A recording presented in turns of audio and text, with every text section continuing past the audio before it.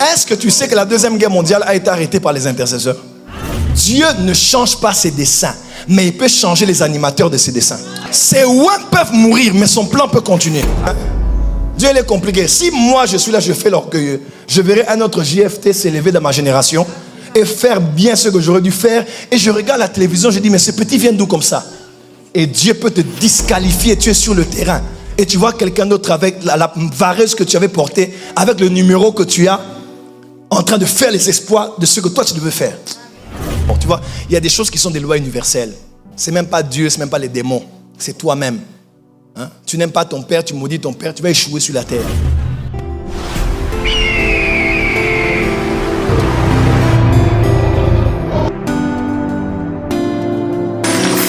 Dieu dit ici à Ésaïe, va dire à Ézéchias, il meurt, qui prépare sa maison.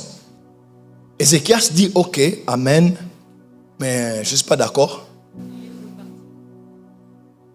Il va face contre le mur. Il dit, Seigneur, écoute-moi.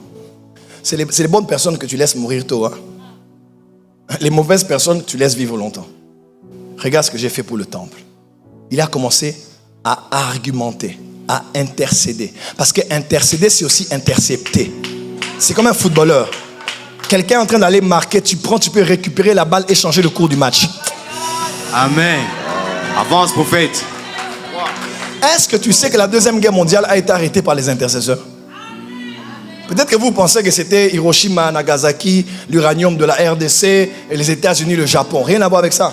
Il y a des intercesseurs. Le mur de Berlin est tombé par l'intercession.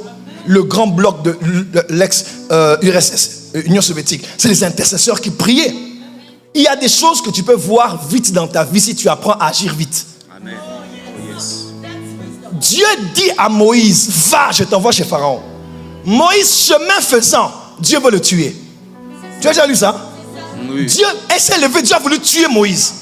Et heureusement qu'il était bien marié. Que Dieu te donne une bonne femme et un bon mari. Amen. Sa femme ne connaissait pas la sexualité seulement, mais sa femme connaissait la spiritualité. Elle était la fille d'un prêtre madianite. Je peux parler à quelqu'un qui est ici. Elle a dit, oh, le Dieu des Hébreux est un Dieu qui avait fait alliance avec Abraham pour que tout mâle soit circoncis le 8e jour. Donc, l'enfant n'est pas circoncis. Ça veut dire qu'il y a un problème d'interdit ici. Et Dieu, malgré qu'il a parlé, il peut changer d'avis et il peut tuer la personne qu'il a envoyée. Elle a coupé le prépuce directement. Dieu s'est apaisé et il a continué la foi. Il est possible d'avoir été envoyé par Dieu et d'avoir un Dieu qui est pour toi et qui devient subitement contre toi. Mais tant que tu n'as pas des alliés qui connaissent les choses spirituelles, tu vas mourir. Quelqu'un d'autre prend ta place. Hein? Tu vas moquer. Josué a été élevé. La pire des choses, c'est de voir quelqu'un monter alors que tu es encore vivant.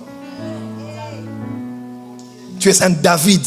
Tu peux construire le temple de ton Dieu, mais tu ne peux plus. Tu dois être là pour voir quelqu'un d'autre qui doit faire ce que tu étais censé faire. Et tu dois même le oindre et l'établir là. Tu le vois monter et tu es là. C'est terrible, hein? Tu es un Moïse, tu devais le faire entrer. Mais tu dois t'arrêter et mettre les mains, donner à quelqu'un d'autre et de monter. Combien de personnes devaient être ce que les autres sont devenus? Combien de gens devaient être ce que les autres sont devenus? Avance, prophète. Combien d'hommes et de femmes sont devenus, n'ont jamais été ce que les autres sont devenus à leur place?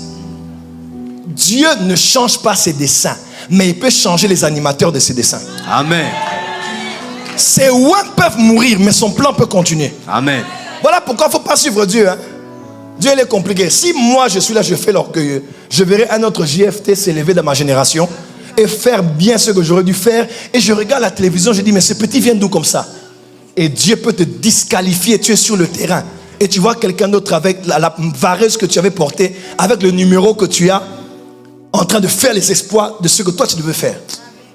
Que Dieu te préserve. Amen. Je dis que Dieu te préserve. Amen.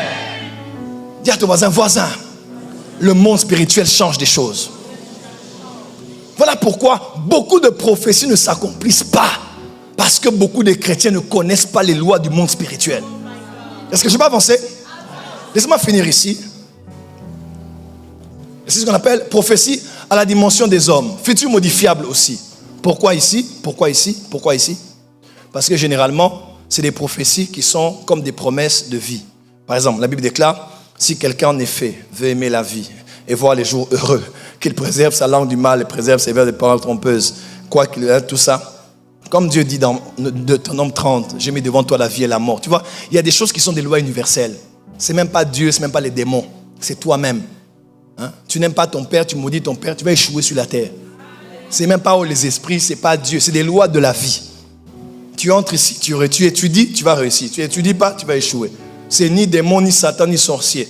C'est de la dimension des hommes. Dieu a parlé, mais ça dépend de toi. C'est même pas d'abord démon, sorcier, lien, hôtel. Non, c'est toi-même. C'est une dimension humaine, de bonheur, des principes de réussite, de vie, logique, normative. Qu'est-ce que j'ai inventé comme mot là? Dis à ton voisin, avance seulement prophète. Dis à ton voisin, dis voisin. Où sont les dimensions? Dans quelle dimension se trouvent tes prophéties? Alors, je vais avancer ici. Alors, vous devez comprendre qu'il y a un lien. Le troisième ciel, c'est là où se trouvent les prophéties dans la dimension de... Le deuxième ciel, le monde des esprits. Là où les esprits sont tombés dans les astres. Et ils ont fait que des divinités portent les noms des planètes. Soleil devienne Sunday, le jour de la semaine, Sunday. Lundi, Lune. Mardi, Mars. Mercredi, Mercure. Jeudi, Jupiter. Vendredi, Vénus. Samedi, Saturne. Que toutes ces astres et ces planètes, ces constellations même, l'Orion, la Grande Ourse, le Zodiaque, sont aujourd'hui possédées par des esprits. Alors qu'au préalable, ce n'était pas ainsi. C'était d'abord de Dieu. Dieu parlait par les constellations. Mais ils ont descendu du troisième ciel. Quand ils étaient précipités, ils sont descendus ici. Et Satan a posé sa base ici. Dieu peut parler sur toi, comme l'ange était allé chez Daniel. Mais qu'est-ce qui s'est passé? Le prince de Perse, le prince de l'Iran. N'est-ce pas? C'est ce qui se passe avec Israël et l'Iran. C'est ça. Moab, c'est la Jordanie. Hein? L'Irak, c'est Babylone. La Perse, c'est l'Iran. Quand il dit le prince de Javan, Javan, c'est la Grèce. Ce qui se passe là n'est pas qu'une guerre physique, c'est une guerre spirituelle. Parce que l'empire perse est en train de se réveiller pour reprendre le contrôle par le Hezbollah, par le Hamas et par toutes ces autres structures, reprendre le contrôle de la région. Ce n'est pas une question religieuse, c'est une question de spiritualité. Et comme le prince de Perse agit encore là, des esprits sont en train d'opérer. Selon Daniel chapitre 12, verset 1, 2, 3, il y a aussi le prince et le gardien d'Israël qu'on appelle Michaël, qui travaille en ce moment, même qu'on parle là, entre l'Iran et Israël. Et ici, ce n'est pas question d'être pro-Israël, pro-palestinien. Ici, je ne parle pas de l'analytique et le politique. Je ne parle pas de l'empathique, je parle du prophétique. Ne me mettez pas dans les pro-Israël, pro-palestiniens. Je vous parle comme prophète. Premier ciel, prophétie à la dimension des hommes. Je vais juste partager ce texte et je vais clôturer.